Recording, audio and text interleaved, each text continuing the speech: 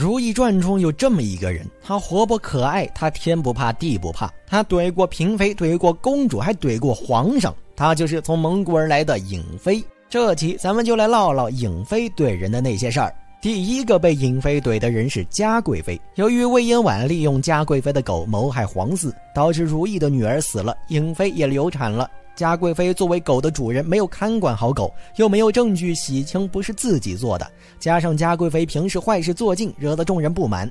皇上一怒之下命人打了嘉贵妃一顿，可挨打后的嘉贵妃仍然不长记性，不仅满脑子想着如何获取皇上的欢心，而且还公然挑衅说如懿不懂护肤保养。这时满堂的嫔妃都等着如懿反驳时，不料如懿只说了一句岁月匆匆不饶人。在这一场请安大会中，嘉贵妃占尽上风，许多嫔妃想着说戏不如看戏时，颖妃等不及了，张口就对嘉贵妃开怼：不懂得收拾打扮，那还叫什么女人啊？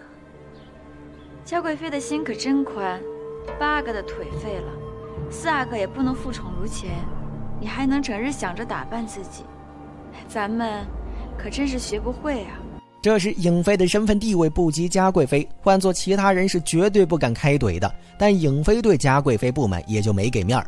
颖妃3言2语戳中了嘉贵妃痛处后，嘉贵妃也就乖乖闭嘴，不乱抬杠了。第二个被颖妃怼的人是皇上。皇上作为95之尊，人人唯命是从，可颖妃却不怕他，甚至还敢直接怼。当时皇上像疯了一样迷上了含香剑，不问朝政，不管皇嗣，不理嫔妃，甚至还因为一枚珠花怀疑纯贵妃，误以为纯贵妃要为3阿哥谋太子位，导致纯贵妃在大狱中跪地求饶。后宫嫔妃们心照不宣，站成统一战线，纷纷跪在如懿宫前求如懿劝劝皇上。表面上嫔妃们是在为纯贵妃求情，实际上他们想的却是把含香剑赶走。如懿作为继后，身为6宫表率，也只能前往养心殿好言好语劝皇上，可皇上却丝毫听不进任何劝言。后宫嫔妃心里着急又不敢出头时，颖妃冒雨来到养心殿。原本颖妃想让如懿再想个办法，不料皇上直接走出问想什么法子。这时颖妃也不想绕弯子了，直接怼皇上说他让众人寒了心。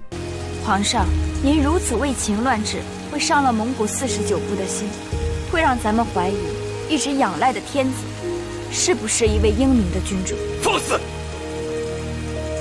臣妾不是放肆，是伤心。对于颖妃这样的话，皇上很吃惊。虽然皇上不允许任何人说他的不对，就好比纯贵妃没有害富察皇后，可皇上还是因一枚珠花评定他有罪。因此众人都认为颖妃说的这番话一定会让皇上龙颜大怒。但是令众人没想到的是，皇上被怼后不仅没有降罪，而且还让颖妃先回宫，可见颖妃背后的靠山不容小觑啊。第3个被颖妃怼的人是魏嫣婉。当时魏嫣婉已经被封为了令皇贵妃，这个身份也就相当于父后，比还是妃位的颖妃高了好几个等级。那么颖妃为什么会怼魏嫣婉呢？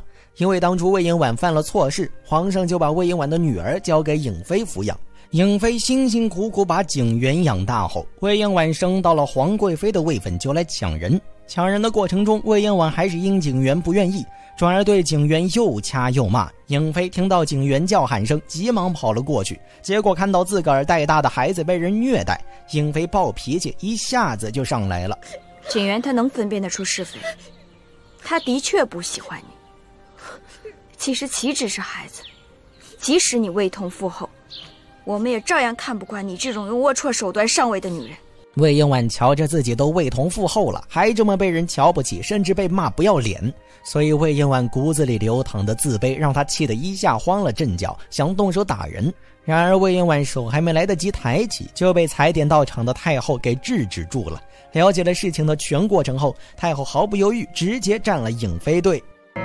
颖妃啊，好好看顾着景元，你记住了，孩子和谁最亲，谁就是他的亲额娘。